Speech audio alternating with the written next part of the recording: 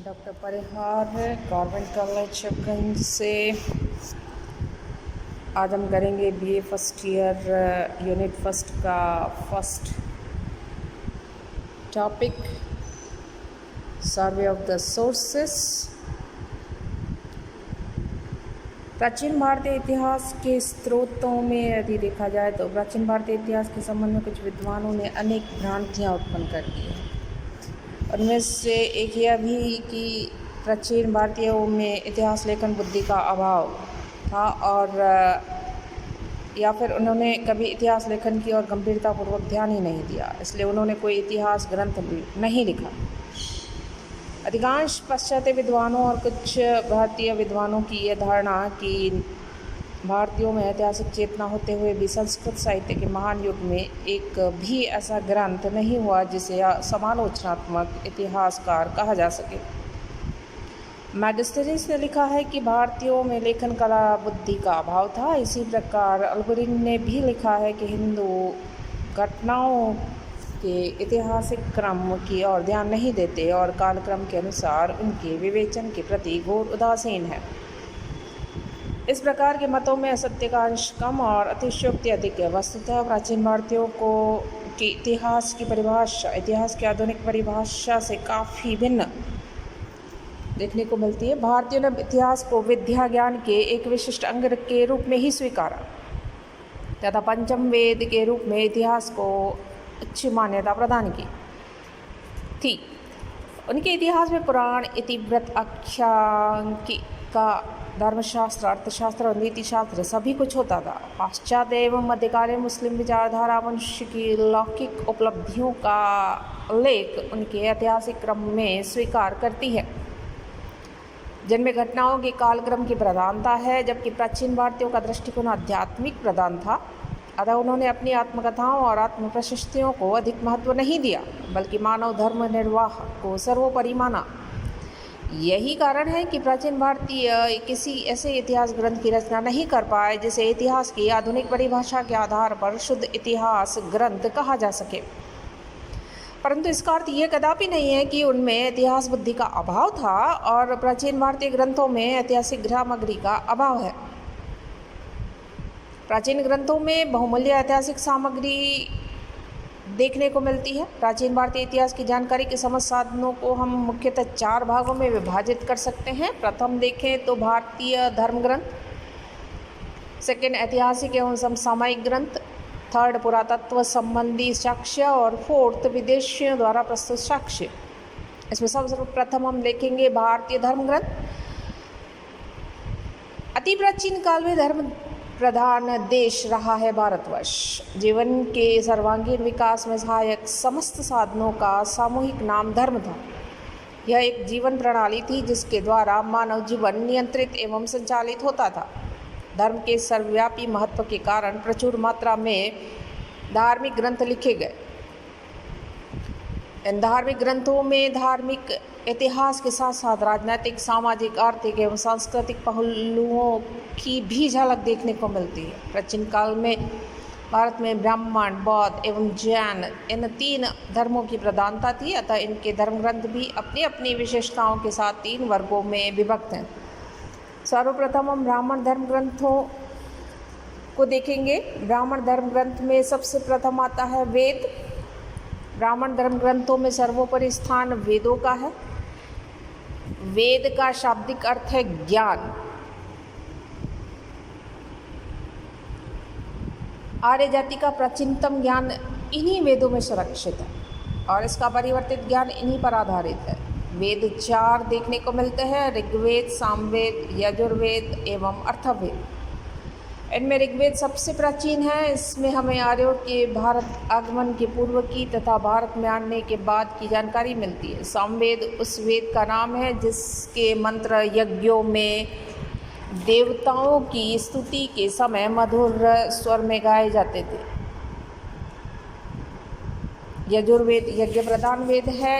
इससे आर्यों की यज्ञ विधियों की जानकारी मिलती है। 4 वेदों में अथर्ववेद सबसे बाद का है। इससे ब्रह्म ज्ञान, धर्म, समाज निष्ठा, औषधि प्रयोग, रोग निवारण, तंत्र मंत्र, टोना टोटका, मारण, मोहन, उच्चाटन आदि अनेक विषयों की जानकारी मिलती है। इससे हमें आर्य अनार्य जातियों के समन्वय तथा समायोजन की महत्वपूर्ण जानकारियाँ मिलती हैं। वैदिक संहिताओं में वेद मंत्र और सूक्त संग्रहित है, जिनका निर्माण दर्शन प्राचीन आर्य ऋषियों ने किया था। इनका प्रयोजन किसी देवता विशेष की स्तुति है, पर प्रसंगवश कहीं कहीं इनमें अपने समय की राजनीतिक घटनाओं का उल्लेख हुआ है। उदाहरण के रूप में इंद्र देवता की स्तुति करते हुए दस्यु या दास जाति के दुर्गों एवं नगरों का वर्णन और उनके परास्त होने की बात कही गई है। दूसरा धर्म ग्रंथ देखें तो ब्राह्मण समय के साथ साथ आर्यों में यज्ञों एवं कर्मकांडों में वृद्धि होती चली गई और उनके विधि विधान जटिल होते चले गए। अतः उन्हें बौद्ध गम्य बनाने तथा इनमें निहित दार्शनिकता का रहस्य उद्घाटन करने हेतु ब्राह्मण ग्रंथों की रचना हुई। अर्थात यज्ञ के विषयों का प्रतिपादन करने वाले ग्रंथ ब्राह्मण कहलाए। ये वेदों पर आधारित है। प्रत्येक वेद के पृथक पृथक ब्राह्मण ग्रंथ देखने को मिलते हैं। ऋग्वेद का ऐतरेय और कौशिकी ब्राह्मण, यजुर्वेद का शतपथ ब्राह्मण, सामवेद का पंचविश ब्राह्मण और अर्थवेद का गोपद ब्राह्मण। ब्राह्मण ग्रंथों में अनेक उपाख्यानों का उल्लेख है जो तत्कालीन सामाजिक दशा पर प्रकाश डालते हैं। ब्राह्मण भारतीय धर्म ग्रंथों में तीसरे स्थान पर आते हैं। आरण्यक ब्राह्मण ग्रंथों के पश्चात आरण्यक ग्रंथों का स्थान है। इन ग्रंथों में वनों की एकांत में पढ़े जाते थे। इनमें चिंतनशील ज्ञान पक्ष पर जोर दिया गया है। वस्तुतः ज्ञान मार्गी विचारधारा का बीजारोपण इन्हीं ग्रंथों में दृष्टिगोचर होता है। इन ग्रंथों की संख्या 7 है। आरण्यक के पश्चात पांचवा भारतीय धर्म ग्रंथ देखें तो वो आता है उपनिषद। आरण्यक ग्रंथों के पश्चात उपनिषदों की रचना की गई। इन ग्रंथों में ब्रह्म ज्ञान अथवा आत्मज्ञान की विशुद्ध चर्चा है। यज्ञों के स्थान पर ज्ञान मार्ग का और बहुदेववाद के स्थान पर परम सत्ता का प्रतिपादन किया गया।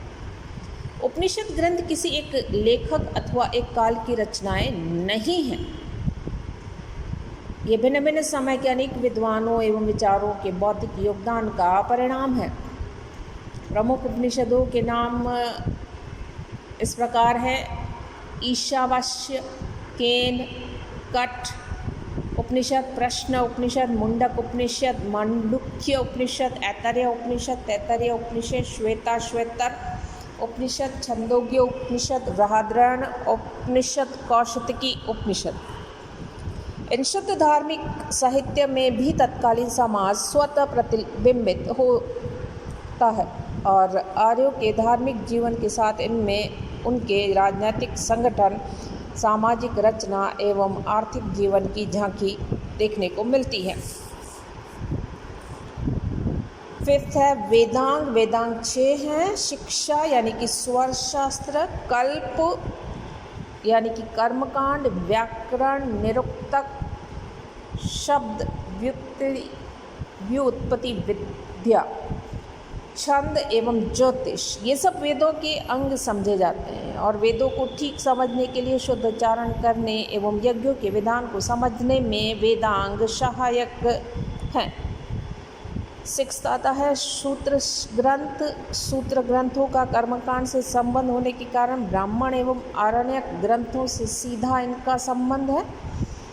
इनकी संख्या 3 है: श्रोत सूत्र, गृह सूत्र और धर्म सूत्र। श्रोत सूत्र का संबंध ब्राह्मण ग्रंथों से वर्णित है, बड़े यज्ञों से है। गृह सूत्र में गृहस्थ के दैनिक जीवन में संपन्न होने वाले संस्कारों, कर्मकांडों तथा मौलिक कर्तव्यों का वर्णन है।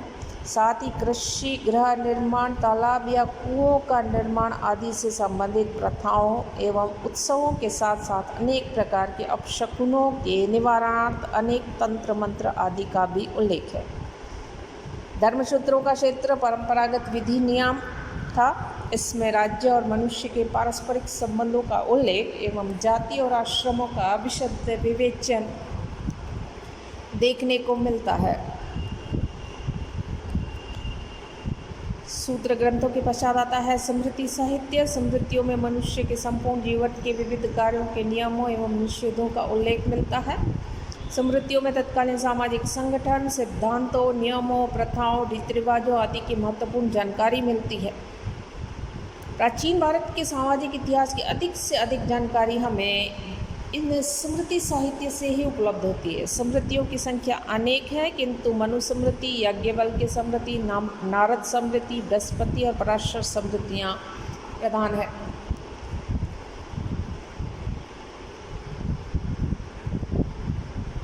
आठवां महाकाव्य ब्राह्मण धर्म ग्रंथों में भारत के दो प्राचीन महाकाव्य रामायण और महाभारत का भी विशेष स्थान है। ये महाकाव्य देश की तत्कालीन राजनीतिक, भौगोलिक, संस्कृति, समृद्धि और रहन सहन आदि का विशद विवरण प्रस्तुत करते हैं। नाइन्थ पुराणों की संख्या 18।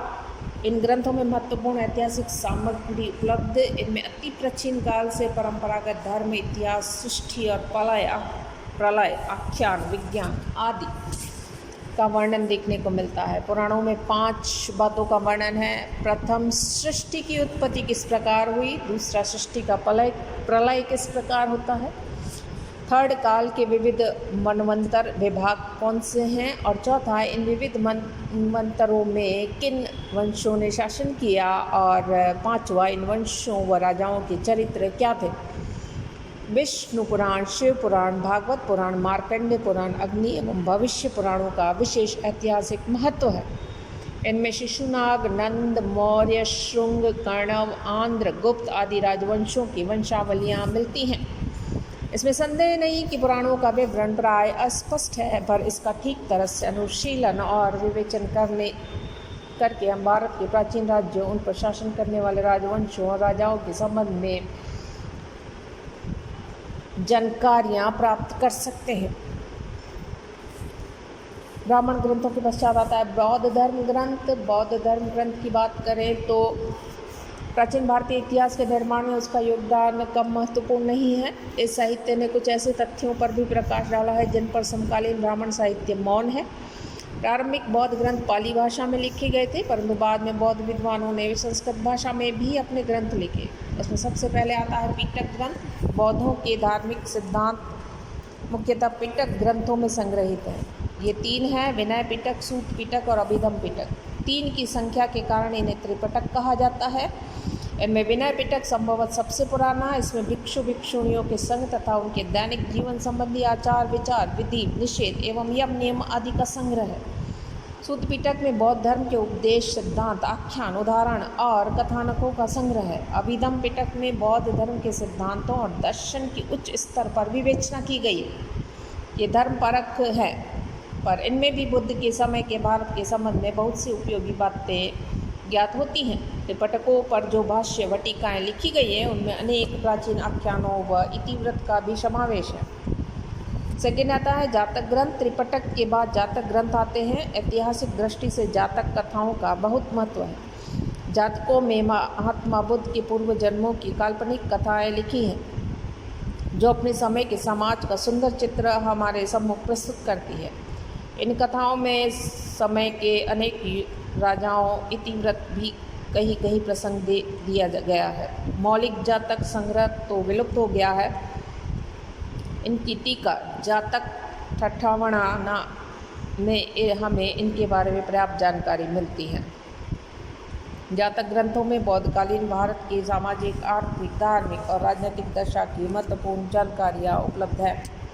अन्य पाली ग्रंथों की यदि हम बात करें तो मिलिंद पन्नों, दीपवंश और महावंश। मिलिंद पन्नों में यूनानी नरेश मिनेंडर और बौद्ध भिक्षु नागसेन के ऐतिहासिक मिलन और वार्ता का वर्णन है। दीपवंश और महावंश में लंका के प्राचीन क्रमबद्ध इतिहास है, परंतु इन दोनों में भारतीय इतिहास की बहुत सी महत्वपूर्ण बातों का वर्णन है। दीपवंश की रचना 4वीं-5वीं शताब्दी में 8 कथाओं के आधार पर हुई। यह लंका का सबसे प्राचीन इतिहास है। इसमें अशोक तथा उसके वंश का वृतांत भी देखने को मिलता है।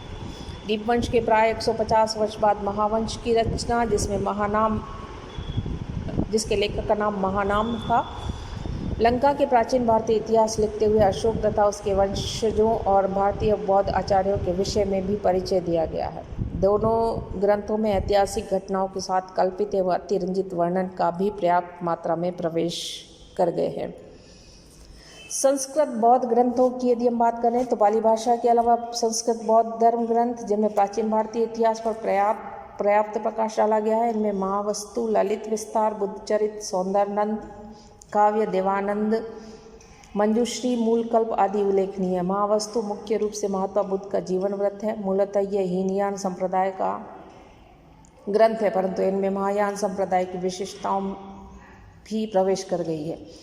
ललित विस्तार में बुद्ध को देवी शक्ति के रूप में स्वीकार कर अद्भुत कर्मों से युक्त उनका जीवन व्रत अंकित किया गया है। कनिष्क के समकालीन महाकवि अश्वघोष की रचनाओं में बुद्धचरित और सौंदर्यनंदम काव्य विशेष उल्लेखनीय है।